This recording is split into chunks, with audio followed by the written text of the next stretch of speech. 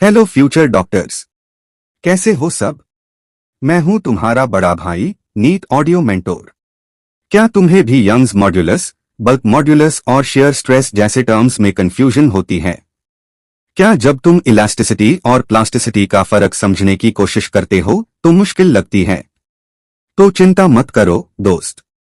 इस वीडियो में हम इस चैप्टर के हर एक कॉन्सेप्ट को इतना आसान बनाएंगे कि तुम उससे कभी नहीं भूलोगे। लेकिन उससे पहले एक जरूरी बात, हमारे चैनल पर 97% लॉग वीडियोस देखते हैं लेकिन सब्सक्राइब नहीं करते और सिर्फ 0.6% लॉग हाई सब्सक्राइब करते हैं। यही वो लोग हैं जो कंसिस्टेंसी के साथ पढ़ते हैं और अच्छी कंटेंट की कदर करते हैं। इसलिए तुम्हें ये डिसाइड करना है, क्या तुम 97% की कैटेगरी में आते हो या 0.6% की कैटेगरी में जिनका सिलेक्शन होता है। तो अगर तुमने अभी तक इस चैनल को सब्सक्राइब नहीं किया है तो तुरंत सब्सक्राइब करो और इस बेल आइकन को भी दबाओ ताकि तुम्हारा कोई भी इंपॉर्टेंट लेक्चर मिस ना हो और तुम्हारी तैयारी पूरी हो सके। इससे पहले वाली फिजिक्स की वीडियो भी हमने ऑलरेडी कंप्लीट कर दी है, जिसे तुम प्लेलिस्ट में जाकर चेक कर सकते हो।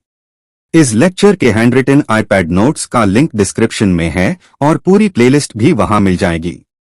ओके, तो चलो स्टार्ट करते हैं इलास्टिसिटी से। बॉडी तीन तरह की हो सकती है, इलास्टिक, इनइलास्टिक और plastic. Elastic body external force हटाने पर अपना शेप पूरी तरह से वापस ले आती है। इनइलास्टिक बॉडी पूरा शेप रीगेन नहीं कर पाती और प्लास्टिक बॉडी अपना शेप बिल्कुल रीगेन नहीं करती। इलास्टिसिटी एक बॉडी की प्रॉपर्टी होती है जिसे वो अपना ओरिजिनल शेप वापस लाती है। एक एग्जाम्पल है, स्टील रबर से ज्यादा इलास्टिक होता है क्योंकि रबर को खींचने पर वो पूरा शेप रीगेन नहीं कर पाता जबकि स्टील कर लेता है। ओके, अब हम स्ट्रेस और स्ट्रेन की बात करते हैं।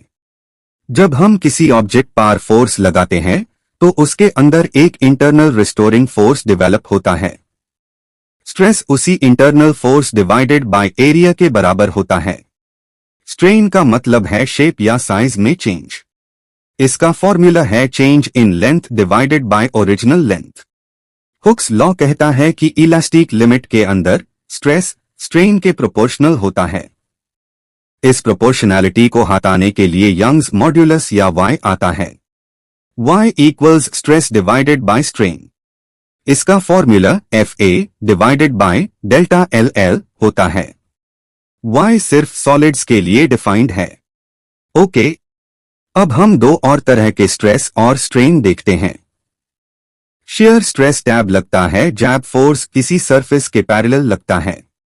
इसमें मॉड्यूलस ऑफ रिजिडिटी या एटा आता है। एटा equals shear stress divided bye shear strain. Volumetric stress tab लगता है जब फोर्स पूरी बॉडी पर यूनिफॉर्म तरह से लगे। इसमें बल्क मॉड्यूलस या बीटा आता है। Beta equals volumetric stress divided bye volumetric strain.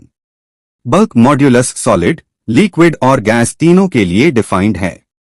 Okay, stress strain curve बहुत जरूरी है। इस कर्व में प्रोपोर्शनल लिमिट तक स्ट्रेस स्ट्रेन के प्रोपोर्शनल होता है। इलास्टिक लिमिट तक बॉडी इलास्टिक रहती है। इसके बाद प्लास्टिक रीजन शुरू हो जाता है जहां बॉडी अपना शेप रीगेन नहीं कर पाती। आखिर में ब्रेकिंग पॉइंट आता है जहां बॉडी टूट जाती है। ओके, अब हम इलोंगेशन और कॉम्प्रेशन की बात करते हैं। डेल्टा L यानी इलोंगेशन का formula FL divided by AY होता है। इस फॉर्मूला का उसे हम अलग अलग केसेस में करते हैं, जैसे अगर हम किसी स्ट्रिंग को नीचे से खींचे या अगर स्ट्रिंग का अपना मास हो। स्ट्रेन एनर्जी का फॉर्मूला होता है half times stress times strain. Okay, अब पॉइसन्स रेशियो को देखते हैं। जब किसी वायर को लंबा करते हैं तो उसकी लंबाई बढ़ती है और डायमीटर कम हो जाता है। पॉइसन्स रेशियो या म्यू इन दोनों चेंजेस का रेशियो होता है। Mu equals lateral strain divided by longitudinal strain. Okay, अब कुछ जरूरी पॉइंट्स देखते हैं। स्ट्रेस, मॉड्यूलस, प्रेशर और एनर्जी डेंसिटी, इन सब का dimension ml power -1 t power -2 होता है। Young's modulus modulus of rigidity और बल्क मॉड्यूलस तीनों मटेरियल और टेम्परेचर पर डिपेंड करते हैं। परफेक्ट इलास्टिक बॉडी के लिए इनकी वैल्यू इन्फिनिटी होती है।